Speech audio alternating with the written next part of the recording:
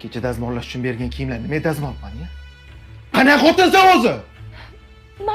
Man qilmoqchi edim, faqat uy ishlari bilan ulgurmay qoldim. Qachon bahona qilish yig'ishtirib ish qilishga o'tasan?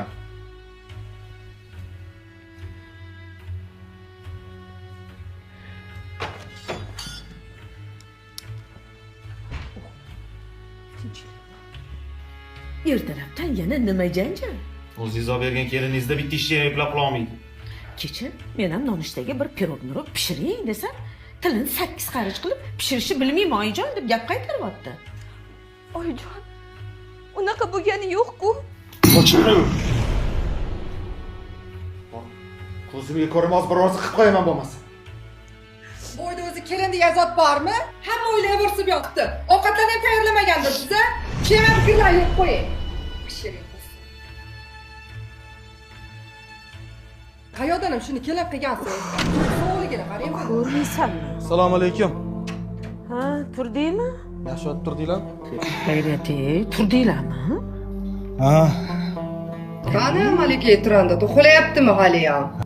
Ya, kechasi bilan meni mazam bo'lmadi. Uni ustiga bolaga qarab chiqdi. Hozir ertalabdan ishga ketadigan kiyimlarimni ham dazmol qilib qo'ygan ekan. Choy tayinlayman dedi, yo'q tayinlamagan dedi, o'zim tayinlab chiqdim. Yo'q, turma, uxla, damingni olib chiqdim. Voy, juda ham yaxshi qilibsan, bolam. Voy, uxlasin-a, uxlasin. Voyjon, har tugul shunday yo'lchiqsiz-a. Nimasini aytasan? Mayli, potaqa qilinglar, men ishga borishim kerak. Ha, ishga ketasanmi? Ha, ishga ketaman. Choy ichmaysanmi? Ishxonada ichib olaman. Ishing rivojlanaversin.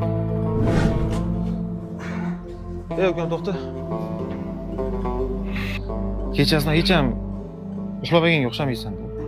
Kiyimlaring ham dazmol qilinmagan. Uka, xotinni halitdan boshqa chiqarish yaxshi emas. Ayol kishiga qattiqroq munosabat qilish kerak.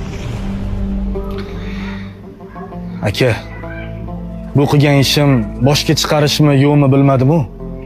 Lekin agar sizga o'xshab hammaning oldida xotinimni haqorat qilsam, boshqalar ham meni xotinimni ko'p qilib o'ynaydi. Qanaqa xotinsan o'zi? Bitta ishga eplab qila olmaysan. Ko'zimga ko'rmas biroz qilib qo'yaman bo'lmasa. Hammaning oldida xotinimni haqorat qilsam, boshqalar ham meni xotinimni ko'p qilib o'ynaydi.